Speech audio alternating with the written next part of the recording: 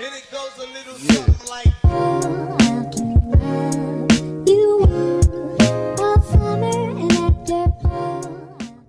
Hey guys, welcome back to my channel. So today's Sunday. It's October. I don't know why I get on here and I never know the date. It's October. Hold on. It's Sunday. Hold on. I'm trying to get on my computer. The 10th. It's October 10th. And what I'm doing right now is, so let me go back because I never start these vlogs off in the beginning. I don't know why. I don't know. I just never think about vlogging when I'm like starting the process. I always remember, oh, in the beginning, you know, it'll be good to vlog this. And so it's always in like the beginning area and never in the like when it first began. So let me go back. So if you've been following my channel, I have endometriosis. And now that I'm on the other side of my second surgery, I've had the ablation surgery as my first surgery, and I had the excision surgery, my second surgery. So I had my excision surgery back in March. And my fertility plan was to, it was kind of like an outline of my fertility plan. So my fertility plan was to do foster to adopt, possibly freezing eggs, possibly doing IVF. Based on where I am in life right now, IVF or like fertility, like IVF, IUI, and all that stuff, that's just too expensive, especially because I'm a single female. Then I would have to, you know, buy sperm from a sperm bank and then pay for like all the stuff that goes on with IUI. But like now that I only have one ovary, I'm not really sure if I want to do IUI because I'm scared. You know, even though my doctor says my fertility chances are higher after surgery and, you know, doesn't make too much of a difference now that I only have one ovary because my body is supposed to recognize the fact that I only have one left. I don't know. It's just, there's a lot of scary things in my mind that comes with doing fertility, such as IUI or IVF, especially because it's so expensive. It's, you know, at least $10,000 around. And I don't know if I can give that type of financial commitment right now, being that I'm still paying off my medical bills. Haven't even started paying for my student loans. That kicks in January. I just moved into this, you know, this house, and granted, you know, I'm in a really lucky situation being able to live in this house. You know, I still spent the money to do the moving and all of that stuff. So right now I'm like starting at like ground zero. Like I'm not like broke, but I'm not like where I want to be, you know, as far as like financially. Or I should say I'm not where I want to be financially to do fertility such as IUI and IVF. So last week, Monday, I took my orientation class. So because of COVID, I had signed up like months ago to do, to become like a foster parent. But the state kind of like shut down the orientations because of COVID, and they still haven't opened up, you know, their, orientations. They haven't opened up their orientations yet. So I found through the news, because there have been advertising on the news, like kids who need to be adopted or who are ready to be adopted or ready to be fostered. And it took me a little, probably longer than it should have, to figure out, like, if the state is not doing orientations for you to get certified as a foster, you know, home or foster to adopt type of home, then how am I supposed to get registered to adopt these kids that I see on the news and stuff like that, or foster kids that I see on the news? So now that I'm settled, I'm moved and everything like that, I found out how to do it. I went back to I was scrolling on my phone and I saw one of those articles again. I went to the bottom, and so it showed like this children's center that was here in Texas. And so I checked out that website, I did the orientation, and now I'm in the application process. So how I feel about the application process, I'm excited, number one, that this is my fertility journey. Well, not really fertility journey, but it's my journey to motherhood, if that is a better way to describe it. But I'm excited and I'm overwhelmed at the same time. So what I'm doing right now is I'm just getting on my profile, and what I'm trying to do is I'm trying to do a checklist. That's where the overwhelming part comes in, because I never expected it to be this thorough and this in-depth. And I understand why it is, because, you know, these kids come from homes that are not really suitable for what they need, and they just want to make sure that they're not putting these kids into another home that's not suitable for what they need. So I understand the thorough process. It's just overwhelming because of the fact that, like, I wish that I could just, you know, get pregnant easily, which I'm probably still could. I feel like I'm ruling out the fact that I may be able to still get pregnant. And I'm trying not to be negative on that may still happen. It's not obviously going to happen when I want it to, but it may still happen. So I'm not trying to say that I'm infertile and I have no fertility at all. I don't know what my fertility is. I know it's better than what it was in March, but I'm not in a relationship right now, or I'm not like with somebody who I could see as being, you know, a partner and raising a kid. But I don't want that to stop me or like to get in the way of, you know, this process. So this is the next best option. I need help in, you know, in this area, and there are kids who also need help. So why not, you know, help each other? That's kind of how I feel. You know, so where I am right now is I've done the application, and now I'm on the supporting documents phase.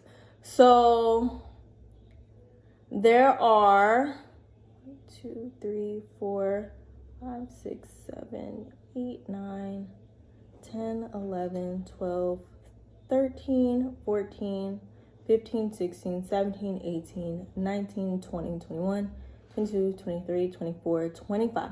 25 supporting documents that I need. Some of these don't apply to me, like marriage certificate, divorce decree, pool, trampoline, stuff like that, military, but they're asking for so much stuff and it's overwhelming. So what I'm trying to do is I'm trying to get a list, because I'm not always going to have access to my computer. I mean, I could log on my phone, but I need something like tangible to write down so that I can see.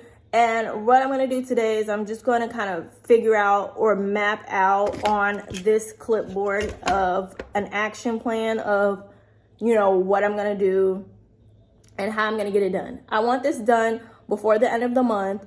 I preferably would like it to be done next week, or like this is Sunday. So this week, I would preferably like to have all these documents in. So I need to figure out like dates, things like check stubs. I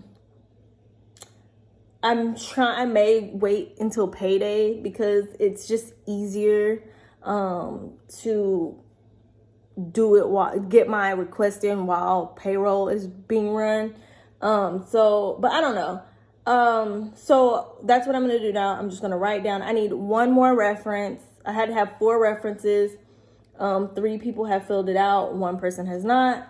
So I'm just waiting on that one more reference. And then I have about 5 more supporting documents that I need. So let me just write them down really quick, and then I'll just check off, you know, what I haven't done yet, and then like my action plan, because I thought about just doing one super long one super long video about the process, but I don't know, that just seems very overwhelming to me. So I'm just gonna do it in the stages that I'm in right now. So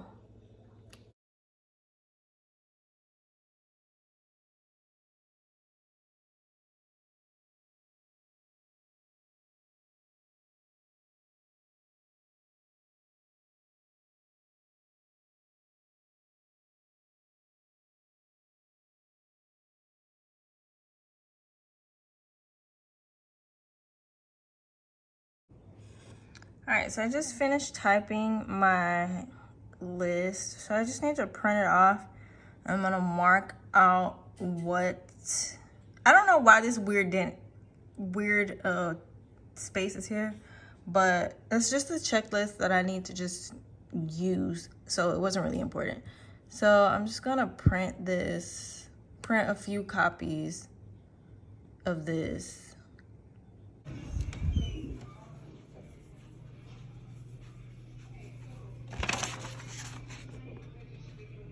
So what I'm doing right now is I'm just checking off, like, this is just the supporting document. So the things that I need are a physician statement, just to say that I'm physically healthy to care for a child, mental, if I've received any mental health services, therapy provider statement, proof of ID, social security card, car registration, car insurance, tax returns, proof of education, marriage certificate, divorce certificate, birth certificate, floor plan, military record, proof of income, fire escape plan, family photos, home photos, firearms storage, pool or body of water, photos, alcohol storage, trampoline photos, miscellaneous pet photos, pet vaccination, and then my 4 references. So I'm just crossing out the things that, so some of the stuff that doesn't apply to me, and there's an option for me to put that they don't apply to me. So I'm just crossing out, the stuff that I've already turned in, and just so I can keep with me throughout the week the things that I still need, and that I don't have to go back to my computer and log in to this, because it's easy to log in, but it's just easier to have this paper. So I'm happy that I can cross so much stuff off.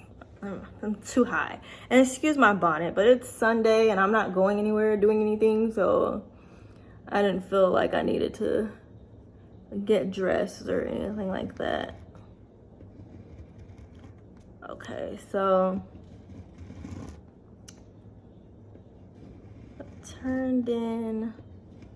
either I've turned in this stuff where it doesn't apply to me. 1, 2, 3, 4, 5. Okay, so, and then I didn't put the names of my references on this list because I know who's number 1, 2, 3, and 4.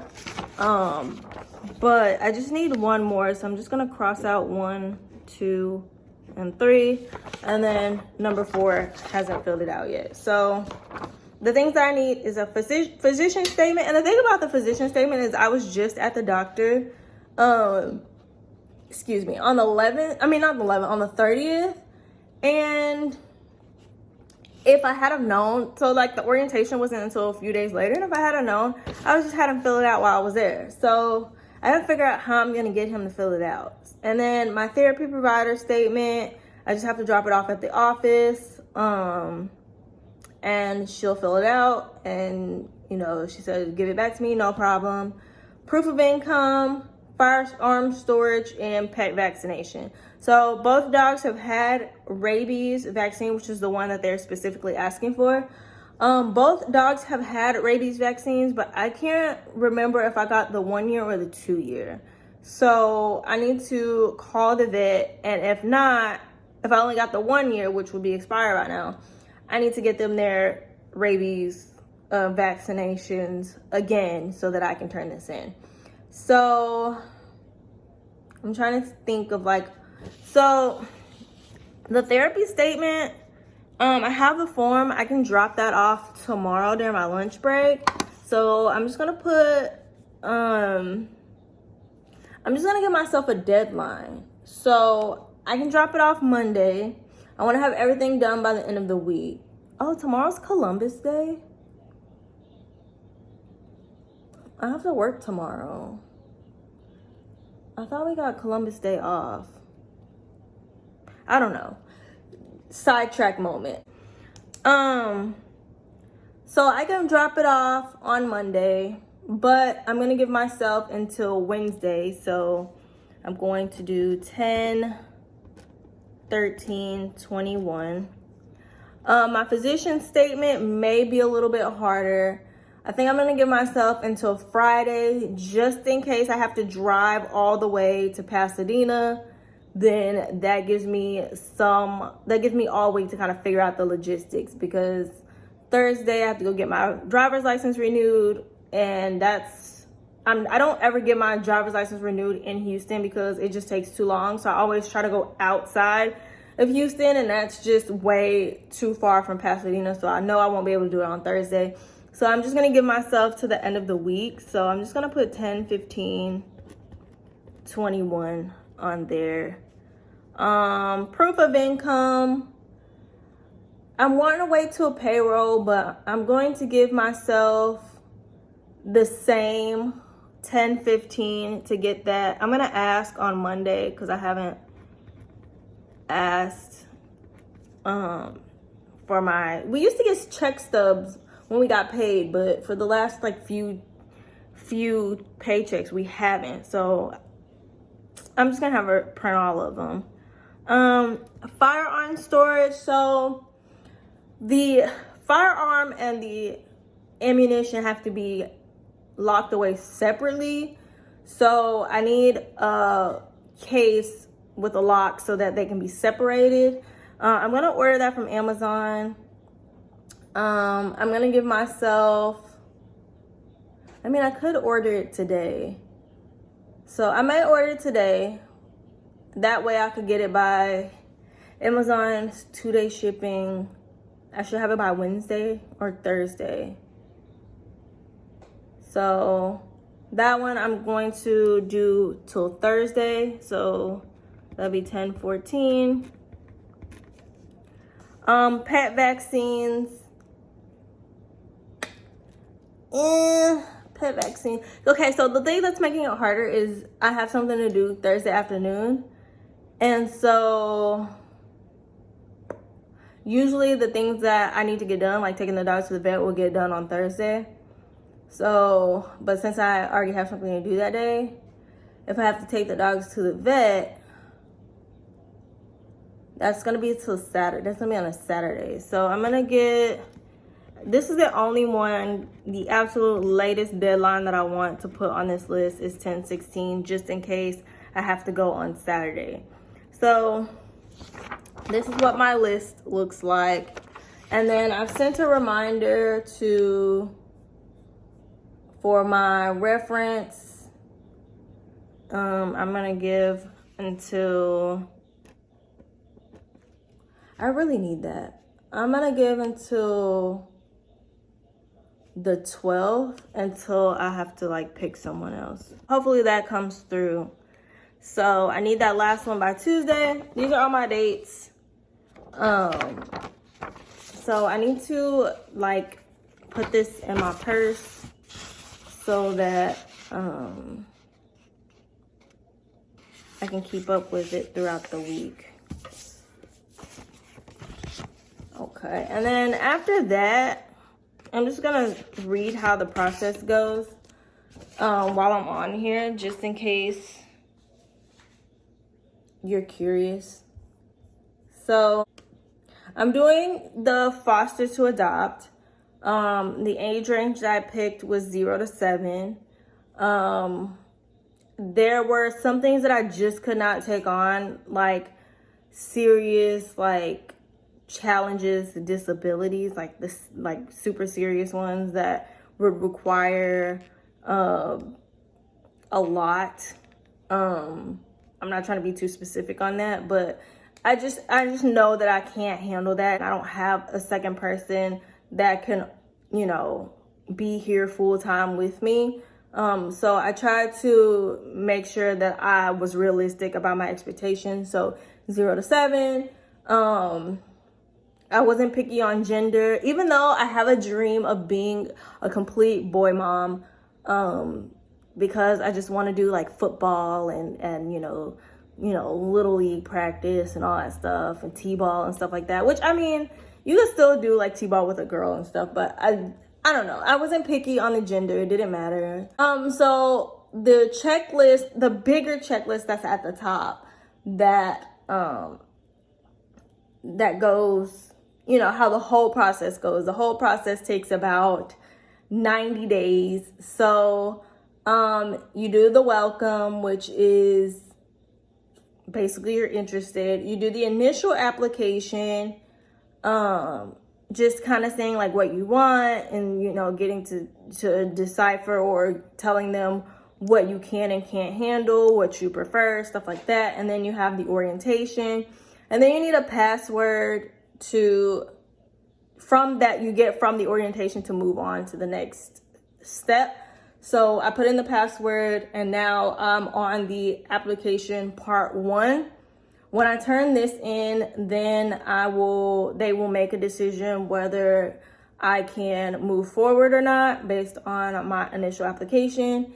Then I will go into, and I'm speaking as if I already got approved because in my mind I have, just trying to put out positive energy. After I get approved, I'll do training, and then after the training, then I'll do the home study. And then somewhere in there will be a background check, background check. I'm not really sure what stage. It may be in the training. I think it's in the application forms part 2. So I don't know. It would make sense to do the background check before training. I'm not really sure. I don't remember. But then it'll be the application forms part 2, and then it'll be home study and TB test and confirmation. This whole process takes about 90 days. So we'll see how long it goes, which is why I want to get all my stuff in as fast as I can so that I can just move on to the process. So yeah, that's all I have. I'm just waiting on, those things. So that's all I really got right now. I just wanted to make a video on where I am, just catch you up to speed. This is my homework for the week on what I need. And then I'm hoping by the 16th at the latest that all these documents will be in, and then we'll have to wait and see what the next step is. So thank you guys for watching. I apologize for my appearance, but it's been a long week and I've been at home just like chilling. So thank you guys for watching. This is another chapter of my journey, and I'm excited, and I'm really hoping that everything works out. If you have any questions, don't forget to leave them down below in the comments. Don't forget to like, comment, and subscribe. And until the next video, bye guys.